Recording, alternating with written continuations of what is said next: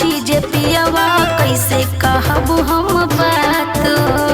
पियवा से ज्यादा हक वाला भर के होते रही मुलाकात हो। धड़कता जियवा पूछी जे पियवा कैसे कहब हम बात। पियवा से ज्यादा हक वाला भर के होते रही मुलाकात हो। कोनो घटना जे कब घट जाए।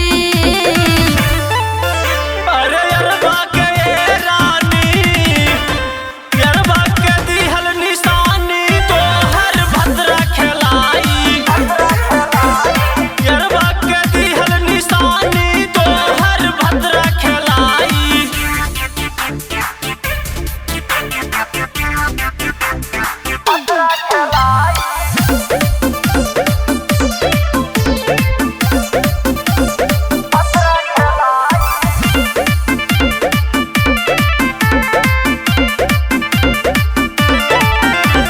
बाटे पवित्र अभिल चरित्र अब जान कर